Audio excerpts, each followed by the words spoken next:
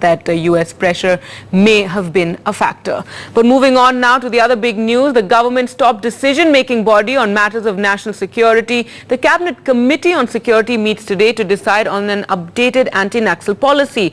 The big question is, will the CCS order the army in despite its own and the army's reservations?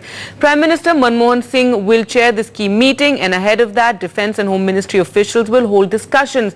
It will be a political call, but the army leadership continues to remain wary of getting embroiled in the Naxal areas. One reason why the Ministry of Home Affairs has reportedly refrained from seeking the army's direct deployment in the counter-Naxalite strategy. Now, instead, the army has offered to post brigadier level officers in Naxal-affected states as advisors and part of the unified command, that is in Chhattisgarh, Orissa, Jharkhand, West Bengal and Maharashtra. These are the states where such postings can be done.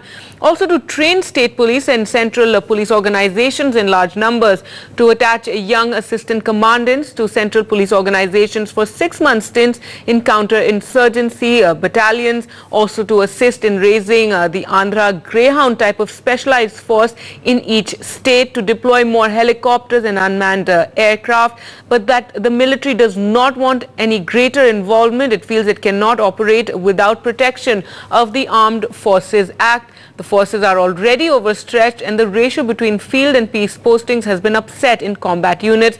The army also does not want to thin out its deployment in the state of Jammu and Kashmir. NDTV Sudhir Ranjan Sen gives us more details. Yes, I mean, the Union Cabinet meets today, but the army is very, very clear that they don't want a direct role. In fact, what our sources tell us is that the Indian Army, or rather the Ministry of Defence, has very clearly told the government that, you know, there's no direct role. However, they have said, number one, they're willing to train police organizations, they're willing to give them more training, they're willing to post brigadier level officers, you know, at the unified commands if they come up, or with the states as advisors. Now brigadiers command brigades, you know, about 6,000-7,000 men, and they are fairly pretty senior in being able to, you know, in being able to conduct and train people. Also, the MOD is willing to, you know, give in more young officers to the central paramilitary forces, whether it's the CRPF or the, you know, whether it is the BSF or the ITBP, you know, attach them with them so that some part of the training and these officers learn, you know, go into the field with them, but they're young officers who go into the field with the CPMFs, you know, somewhat train, somewhat learn, and help them through the way, basically hand holding of the central paramilitary forces in dealing with jungle warfare. The forces are also willing to assist states to raise Greyhound-like forces. Mind you, Greyhounds have been very, very successful in Andhra Pradesh in dealing with the Maoist threat. Also, the Air Force is willing to give in more helicopters and UAVs. Now, the entire issue of helicopters, again, the Air Force is not willing to go into a direct or an offensive role. The Air Force says, and you know, the Home Ministry too is also of this view. We understand that the more helicopters should be used to supply troops. There are faraway posts in the forests that have been established. Very difficult to take in supplies through the forest, so supplies goes in.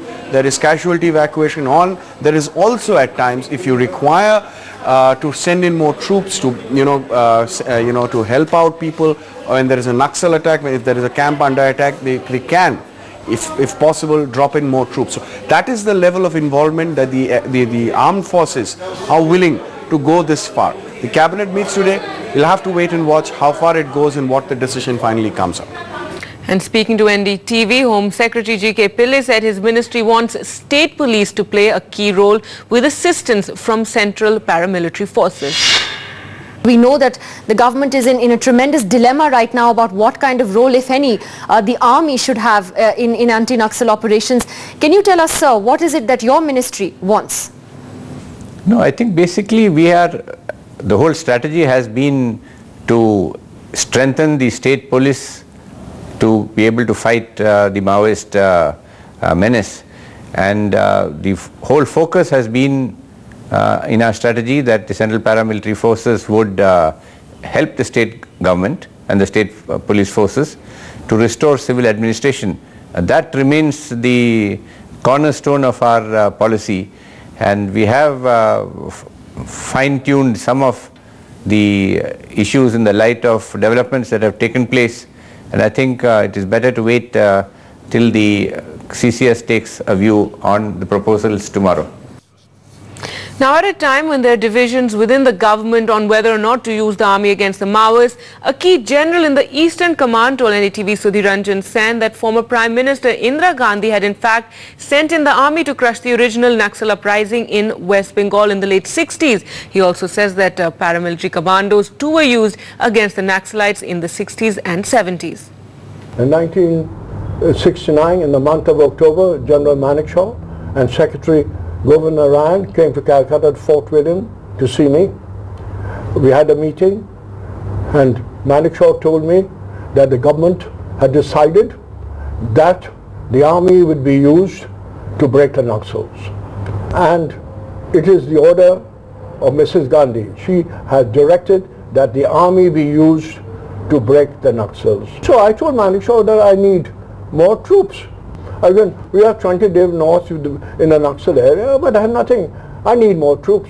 He said, what troops do you want?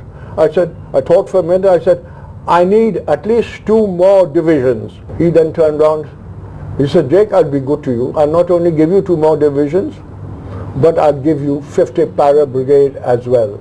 I said, thank you. I said, give me something in writing.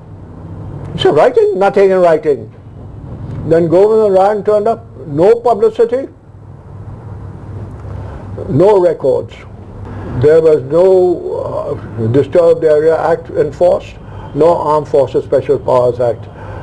We just operated within the law and in aid of, I would presume you would call it aid of civil power, and we had no protection. Coming up ahead on the show, a special report, children orphaned by reckless drivers. Do we need a stronger law?